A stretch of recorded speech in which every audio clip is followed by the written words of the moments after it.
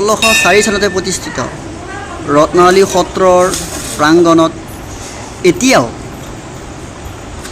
আই বসন্তৰ জৰা ফুকা তুতি বুলি কয় আমাৰ দৰঙীয়া ভাষাত এইটো চলে।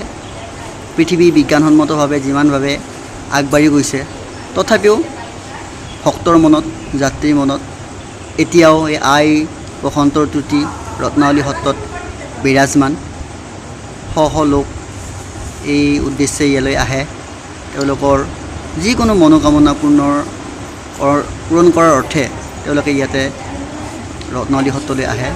বিশেষকৈ মনোবাঞ্ছা পূৰণৰ হেতু তেওঁলোকে ইয়ালৈ আহে আৰু কণ কণ শিশুৰ পৰা আবাল বৃদ্ধ বনিতা সকলো ইয়াতে আই বা বসন্তৰ যিটো তুতি বুলি কয় স্তুতি শব্দৰ পৰা তুতিটো আহিছে।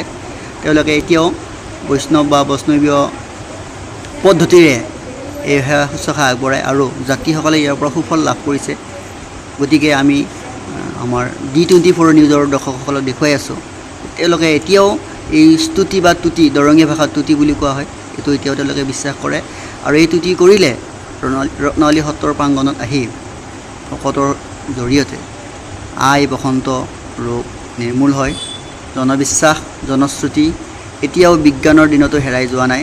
তাকে আমাৰ দৰ্শকসকলে আজি দেখি পাইছে আৰু দেখিবলৈ পাইছে কিমান ভক্ত ইয়াত আহি উপস্থিত হৈছে তেওঁলোকৰ উদ্দেশ্য সাধন কৰিবৰ কাৰণে। আমি D24 নিউজৰ দৰ্শকক এই দৃশ্য এতিয়া দেখুৱাই আছোঁ। এই হৈছে দৰঙৰ ঐতিহ্যমণ্ডিত ৰত্নাৱলী সত্ৰৰ মূল মণিকূট। ইয়াতেই ভকতসকলে নাম প্ৰসংগ কৰে। ইয়াত নাম প্ৰসংগ শেষ হোৱাৰ পিছত ভকতসকলে মণিকূটৰ দুৱাৰ মুকলি কৰি দিয়ে আৰু বাহিৰত ভক্তসকলে শ্ৰদ্ধা ভক্তি সেৱা উৎসৰ্গা কৰে আৰু তেওঁলোকৰ যিবিলাক শৰাই নৈবেদ্য আছে তেওঁলোকে ইয়ালৈ আগবঢ়ায়। গতিকে ইয়াতে কিমান সময় প্ৰসংগ কৰা হয় অকণমান কওক। এই ৰত্নাৱলী সত্ৰত আমাৰ প্ৰসংগ হয় 11:40 পৰা 12টালৈকে হয়। সেইখিনি সময়ত এই প্ৰসংগটো হয় আৰু কেতিয়াবা অলপমান সময়ৰ অলপমান বিজুতি ঘটেই আমাৰ পায়সৰ ভোগটো দিয়া যায়। পায়সৰ ভোগটো আমাৰ বনোৱা নোহোৱাকৈ আকৌ আমি আহি পেলাই শৰাইখন অৰ্পণ কৰিব নোৱাৰোঁ বা প্ৰসংগ কৰিব নোৱাৰোঁ। নমস্কাৰ প্ৰিয় দৰ্শক, D24 অসম আপোনাক স্বাগতম জনাইছোঁ। আজি আমি উপস্থিত আছোঁ দৰং জিলাৰ এক বিখ্যাত আৰু ঐতিহাসিক সত্ৰ ৰত্নাৱলী সত্ৰ পাথৰীঘাট অঞ্চলৰ এক জনশ্ৰুতিসম্পন্ন সত্ৰ ৰত্নাৱলী সত্ৰ। এই সত্ৰত বছৰে কিমান মানুহ কিমান যাত্ৰী আহে তাৰ কোনো সঠিক সিদ্ধান্ত সঠিক হিচাপ কোনো দিব নোৱাৰে। অজস্ৰ ভক্তৰ লাঙি নিচিঙা ক'ত সদায় অম্বুবাচীৰ দিনাৰ বাদে এই সত্ৰৰ দুৱাৰমুখ সদায় খোলা থাকে। এই চেগতে আমি সত্ৰৰ বিষয়ববীয়াসকল আমাৰ লগত আছে, তেওঁলোকৰ লগত আমি কথা পাতোঁ। আহক। নমস্কাৰ, D24 নিউজৰ ফালৰ পৰা আপোনালোকক স্বাগতম জনাইছোঁ। এই ৰত্নাৱলী সত্ৰ এই ৰত্নাৱলী সত্ৰৰ ইতিহাস অকণমান সময়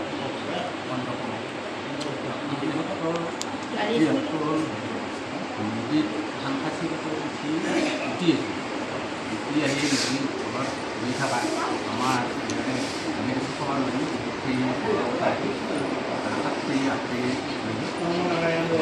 নদীৰ ঘাটত পানী চপাটো দেখা পালোঁ। দেখা পাই কথাখিনি এনেকৈ চপা এটা ঘূৰি আছিল গাঁৱত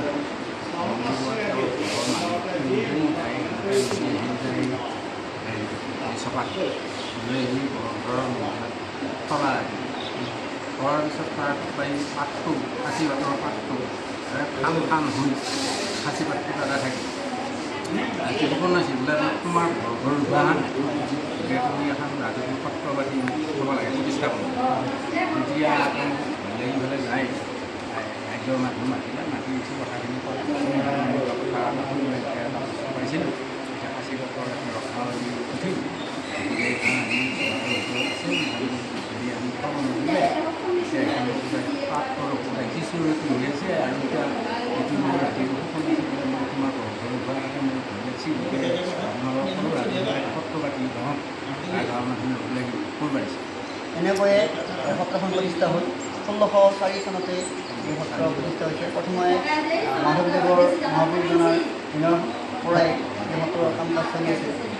এতিয়াও অৱশ্য ভক্ত ইয়ালৈ অহা দেখা গৈছে।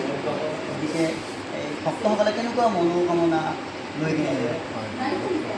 বিভিন্ন মনোকামনা লৈ বেমাৰ আজাৰ চাবাৰ সকলো কাম পাইছিল, ফল পাইছিল। আৰু লাইট ফেন যিমানখিনি বাচন আছে আমাৰ ইয়াত 2000 পৰা বাচন ফেন আমাৰ কোনো কমিটিয়ে কিনা নাই, চবখিনি তেওঁলোকে ফল পাই উঠি দিয়ে।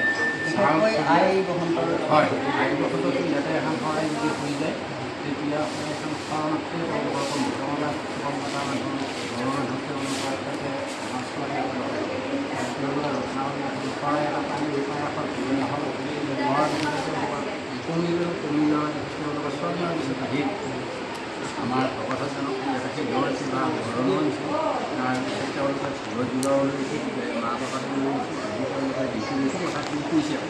গোৱালপাৰা জিলাৰো এটা ডক্টৰ ভেটেনাৰী ডক্টৰ তেওঁক স্কুল হেডমাষ্টাৰ ছোৱালী এটা মহিলা এটা স্কুল পাইছে ছোৱালী। তাৰপিছত তেওঁ এই ছোৱালীটো গম পোৱা গৈছিলে আহে, গতিকে এখন চৰাই বুলিয়ে কমি এই তাতে যায় বসন্ত ভগৱানটো গোৱালপাৰা জিলাৰ পৰা ধ্যানত আইখানৰ শৰাইখন যাতে হ'লা হোৱাৰ পিছত তেওঁ কমি কমাৰ পিছত 6 মাহ পিছত ভাত পানী খাই গৈছে। তেওঁ শৰাইজনী চব ভাত পানী নাপাই অহাৰ এনেকৈ তেওঁ কথাখিনি কৈছে যে আমাৰ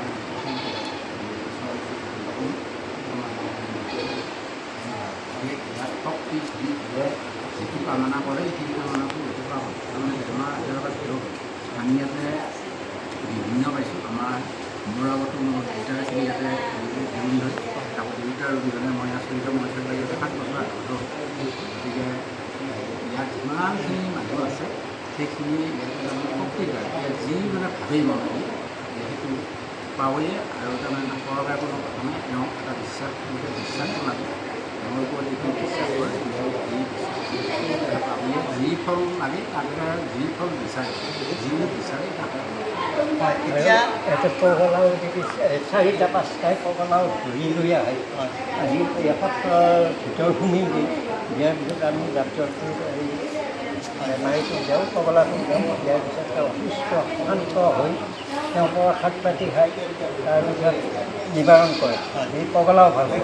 এতিয়া আমি দেখিবলৈ পালোঁ যে এই 21শ শতিকাত বিজ্ঞানৰ অৱদান ইমান বিজ্ঞানৰ উন্নতি হৈছে, তথাপিও মানুহে জনশ্ৰুতি বা লোকাচাৰ বিশ্বাস এই বিশ্বাসটো ৰাখি ৰত্নাৱলীসকলে আহে। তেওঁলোকে ভকতসকলৰ পৰা আমি গম পালোঁ যে পাগল বা পগলা মানুহৰো মানে ৰোগ নিৰাময় হৈছে। কি ঐশ্বৰিক শক্তি বিজ্ঞানৰ লগত আমি কোনো প্ৰতিযোগিতাত নমা নাই, কিন্তু মানুহৰ বিশ্বাস, ভক্তসকলৰ বিশ্বাস, তেওঁলোকে ইয়ালৈ আহে, তেওঁলোকে ফল পায়। ইয়াত বিজ্ঞান সত্য, আমাৰ জনশ্ৰুতি সত্য আমি এইটো বিচাৰ কৰিবলৈ যোৱা নাই, কিন্তু মানুহে যদি বিশ্বাস কৰি ইয়ালৈ আহে সেইটো কিন্তু আমি স্বীকাৰ কৰিবই লাগিব। বিজ্ঞানৰ লগত আমি কোনো প্ৰতিযোগিতা কৰা নাই। আমাৰ ৰত্নাৱলী আমি 1617 শতিকাতেই প্ৰতিষ্ঠিত এটা সত্ৰ। গতিকে আমাৰ ইয়াৰ যি নাম প্ৰসংগ এইটো কেনেকৈ হয় অলপ কওক। নাম প্ৰসংগটোৰ ভিতৰত আমাৰ এটা টাইমতে হৈ আছে আচলতে 10টা 12টাৰ আগত নাম প্ৰসংগ নাম প্ৰসংগ আৰু ৰাতি আমাৰ এই ফলৰ কাৰণে বাচ্ছা কৰা মণিকূটৰ ভিতৰত হয় নেকি? মণিকূটৰ ভিতৰত যিটো প্ৰসংগ আমাৰ আছে সেইটো প্ৰসংগ আমাৰ যিটো যিকাৰণে দায়িত্ব থাকে তেওঁলোকৰ। আৰু বাহিৰত আমাৰ যিটো বৰ্তমান চলে ৰাতিৰ পৰ্ব সেইটোত আমাৰ নাম কীৰ্তন চিয়া নাম ধৰা যায়। চিয়া নাম আছে, চিয়া নাম ধৰোঁতে বা ধাৰা কীৰ্তন আছে বা প্ৰসংগ আছে। সম্পূৰ্ণ বৈষ্ণৱ পদ্ধতিৰে ইয়াত নাম প্ৰসংগ কৰা হয়। বৈষ্ণৱ গতিকে মূল যিটো প্ৰসংগ সেইটো তেওঁলোকে মণিকূটৰ ভিতৰত ভকতজনে অকলে কৰে। তাৰপিছত তেওঁলোকে মণিকূটৰ দুৱাৰ খুলি দিয়ে, যাত্ৰীসকলে ভকতসকলে